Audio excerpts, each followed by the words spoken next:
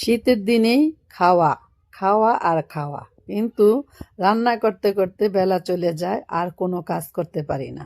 এই যে প্রথমে আমি মুসাই ডালটা খোসাসহ টেলে নিলাম, আর এটা মাসকলাই ডাল খোসাসহ আমি এটাকেও টেলে নিব। আর আমি সবগুলো ডাল আস্তে আস্তে ভেজে নিব। আর এই যে এখানে মুগ ডালটাকেও আমি ভেজে নিব। ডাল ভেজে রান্না করলে কিন্তু খেতে অসাধারণ মজা লাগে, একটা অন্যরকম সেন্ট আসে। এই জন্য আমি সবগুলো ডাল আমি টেলে নিব। আর এই যে এখানে মশারি ডাল আর মুগ ডাল খেসারির ডাল একসাথে, সেটাও আমি একটু ভেজে নিলাম, অল্প সামান্য একটু টেলে নিয়েছি। আচ্ছা, এখন সবগুলো হয়ে গেছে। আর কিছু কিছু আমি খোসা ছড়িয়ে নিয়েছি, আর কিছু আমি খোসা সহই রেখেছি। আর এই যে অনেক রকমের সবজি, শীতের মধ্যে তো সবজির কোনো অভাবই নেই, যে কোনো সবজি দিয়েই খিচুড়ি রান্না করা যায়। আমি একটু খিচুড়িটাকে এখানে একটু বাটার দিয়েছি, আর দিয়েছি আমি এখানে একটু ঘি। সেটা দিয়ে আমি সবজিগুলো ভেজে নিব।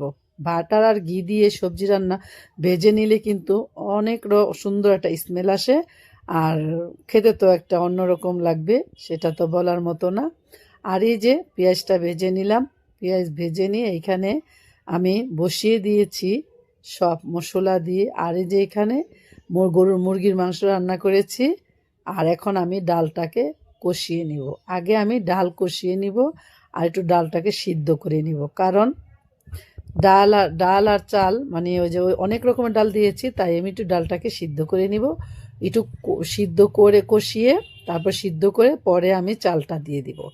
আর এখানে চালও কিন্তু অনেক রকমের চাল, এখানে ভাতের চাল আছে, তারপরে আছে পোলাও চাল, আর আছে একটু আওলা চাল, যাতে আঠা আঠা হয় খিচুড়িটা খেতে। তার জন্য আমি অনেক রকমের সবজি, অনেক রকমের ডাল, অনেক রকমের চাল। এই খিচুড়িটা কে কে খেয়েছেন জানাবেন। এটার মধ্যে আমি দিয়ে দিব একটু আচার, আর দিয়ে দিব কয়েকটা নাগামরিচ। এই আচারটা যে খেয়েছেন তো খেয়েছেনই, আর যা না খেয়েছেন তারা বুঝবেন না এটা কি খিচুড়ি খেয়েছি। টমেটো পেঁয়াজকলি তো দিয়েই দিলাম। আর এই যে এখন আমি একটু নেড়ে চেড়ে ঢেকে দিব। আর এখানে গরম পানি বসিয়ে দিয়েছি, গরম পানি দিয়ে দিব। এখানে ঠান্ডা পানি দিলে সহজে কিন্তু সিদ্ধ হবে না, তাই গরম পানিটা দিয়ে দিব। একটু কষিয়ে নিচ্ছি, কষিয়ে নিয়ে তারপরে খিচুড়িটা অসাধারণ মজা হয়েছিল। আর আমি কাঠের কি বলে এটা জানি, সেটা দিয়ে আমি ভালো মতো ভেঙে নিব, কারণ খুরচুন দিয়ে কিন্তু খিচুড়ি রান্না করলে খিচুড়ি ভাঙবে না, আঠালো হবে না।